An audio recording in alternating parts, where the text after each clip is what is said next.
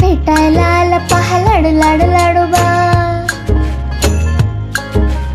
भेटायला आला पहा लाडू लाडू लाडोबा, शब्दांचे बोट धरून आला जणू चांदोबा.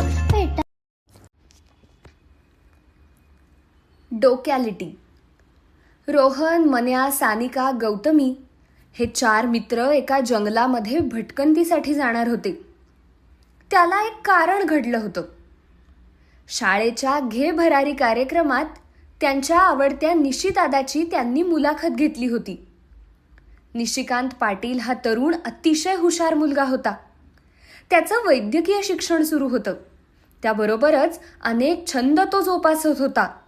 हरहुन्नरी अशा या निशिदादाला कार्यक्रमानंतर मुलांनी गाठलं आणि त्यांच्या मनातील अनेक प्रश्नांची त्यांनी सरबत्तीच केली.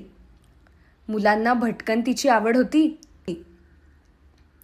त्यांना एकदा निशिदादासोबत जंगलात जाण्याची इच्छा होती, पण दादाने त्यांना साफ नकारच दिला. तो म्हणाला, एकतर तुम्ही अजून लहान आहात आणि दुसरं असं की सध्या सगळीकडे बिबट्यांचा वावर वाढलाय.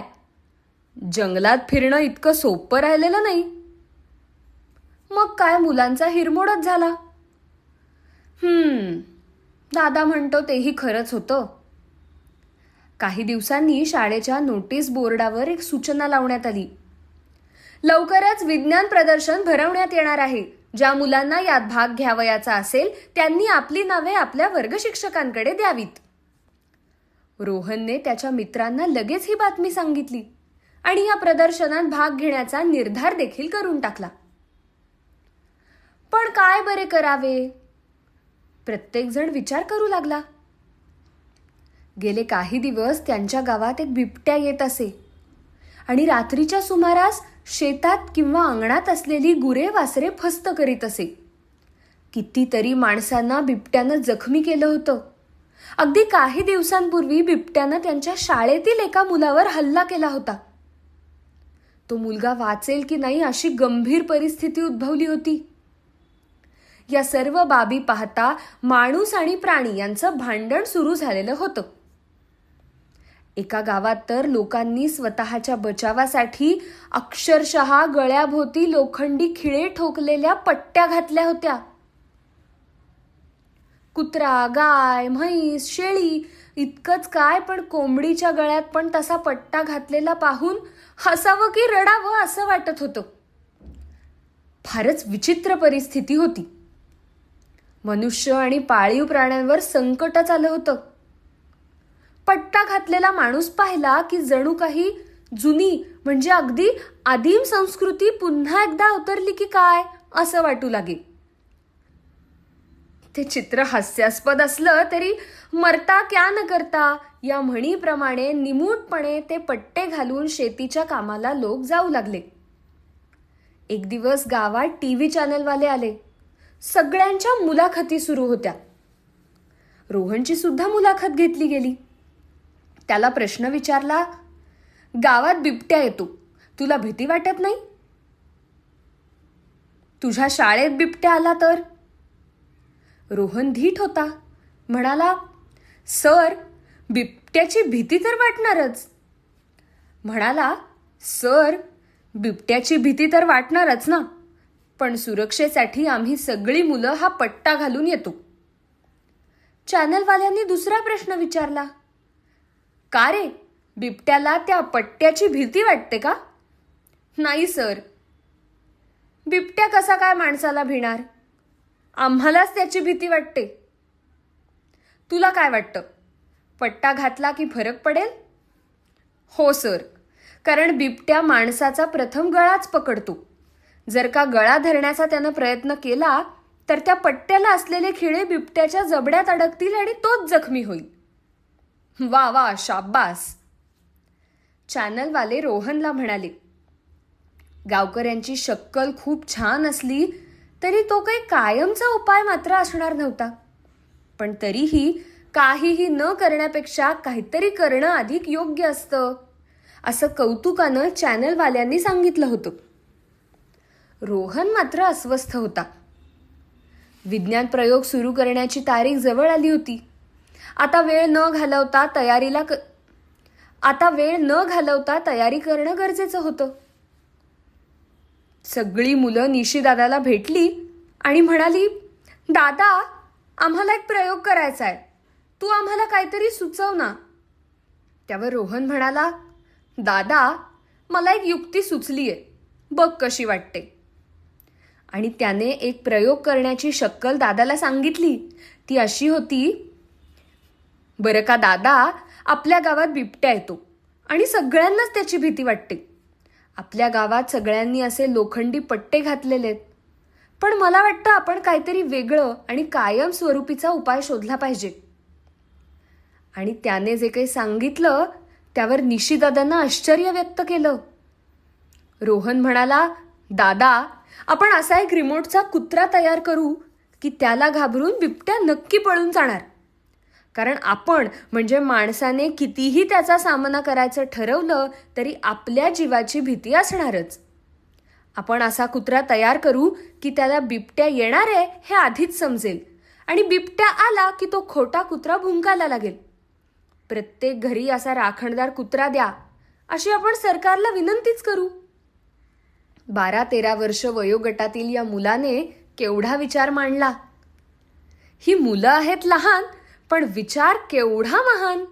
काय भन्नाट डोकं आहे ना. थेट सरकारलाच कायमस्वरूपी उपाय सुचवू पाहतायत. निशिकांतला तर खूपच आश्चर्य वाटलं. तो म्हणाला, रोहन, तू म्हणतोयस ती आयडिया फार मस्त आहे रे, पण कुत्रा कसा तयार करणार तुम्ही? दादा, आम्हाला माहिती आहे, AI हे तंत्रज्ञान वापरलं तर काहीही करता येतं. तू आम्हाला शिकवणार आहे दादा, प्लीज प्लीज प्लीज.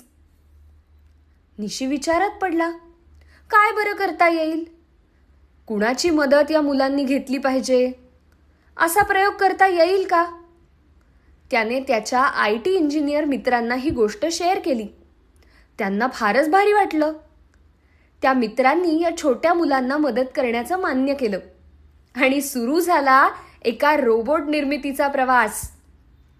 मुलांच्या आनंदाला पारावर उरला नव्हता. ते आता प्रयोगाची तयारी कशी करायची याबाबत माहिती घेऊ लागले. रोहन सांगत होता, असा कुत्रा तयार करू जो बिबट्या जवळ येताच त्याच्यातील यंत्र आपोआप कार्य करू लागेल. माणूस किंवा खरा कुत्रा बिबट्याचा सामना करू शकत नाही, कारण त्याच्याकडे बंदूक नसते आणि बिबट्या फार चतुराईनं हल्ला करतो. तो प्रचंड शक्ती असलेला हिंस्त्र प्राणी आहे. कोणालाही आपल्या जबड्यात तो सहज फाडू शकतो. मात्र रोबोटच्या कुत्र्यावर तो हल्लाच करू शकणार नाही. उलट त्या रोबोटमधल्या काही सिस्टीम अशा तयार कराव्या की त्यातून आपोआप काही किरणं निघून फक्त बिबट्याच मरेल किंवा तो बेशुद्ध होईल आणि या मोठ्या संकटातून माणूस जिवंत राहील. हा रोबोट माणसाचा मित्र असेल. रोबोट तयार करण्याची पद्धत आपण शिकून घेऊ आणि प्रत्यक्ष हा प्रयोग शाळेच्या विज्ञान प्रदर्शनात ठेवता येईल. जर का नंबर आला तर तो प्रयोग नंतर जिल्हा पातळीवर आणि विद्यापीठात दाखवायचा आहे. तिथे नंबर आला तर मग महाराष्ट्र शासन आणि पुढे भारतभर त्याचा उपयोग मानवाच्या कल्याणासाठी उपयोगी पडेल. देश पातळीवर पंतप्रधान स्वतः प्रयोग पाहणार आहेत. शिवाय ज्या विद्यार्थ्यांनी हा प्रयोग सादर केला अशा विद्यार्थ्यांना बालवैज्ञानिक ही पदवी मिळणार आहे. ए दादा, आम्ही होऊ का रे बालवैज्ञानिक? निशीदादा आश्चर्याने रोहनकडे पाहतच राहिला. म्हणाला, छोट्या मित्रांनो, किती सुंदर आहे ही कल्पना. अरे, तुमच्या वयात मला माझा भांग देखील स्वतःला पाडता येत नव्हता आणि तुम्ही, अरे तुम्ही तर गावच्या समस्येचा विचार करताय. ग्रेट मुलं आहात तुम्ही. अरे, ही डोक्यालिटी काय चमत्कार करेल याचा नेम नाही. अरे, प्रयोग नाही करता आला तरी चालेल, पण तुम्ही समस्येच्या मुळाशी जाता आहात, प्रयत्न करता आहात. यार, तुम्ही रिअल हिरो आहात, हिरो. दादानं कौतुक केलं होतं आणि जी काही मदत लागेल ती मी तुम्हाला नक्की करेन असंही तो म्हणाला. त्याच दिवशी शाळेच्या सायन्स टीचर मेघना मॅडमकडे जाऊन या प्रयोगाची नोंदणी करायची आणि लागायचं कामाला, अशी प्रतिज्ञाच मुलांनी केली. छत्रपती शिवाजी महाराजांनी देखील अगदी बालवयातच रायरेश्वर मंदिरात स्वराज्य रक्षणाची प्रतिज्ञा घेतली होती. अगदी तशीच प्रतिज्ञा या सर्व मुलांनी आपल्या गावाचं रक्षण करण्यासाठी घेतली. आणि हे छोटे वीर जणू एका लढाईलाच सज्ज झाले. बरं का मुलांनो, या शालेय मुलांनी आपल्या गावाचा विचार करून प्रयोग निवडला. आता तुम्ही म्हणाल पुढे काय झालं? तर ही मुलं अभ्यासू आहेत, जिद्दी आहेत आणि देशभक्त देखील आहेत बरं का.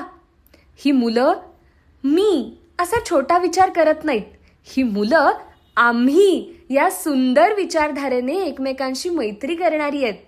आणि त्यांचा प्रयोग नक्की यशस्वी होणार हे नक्की.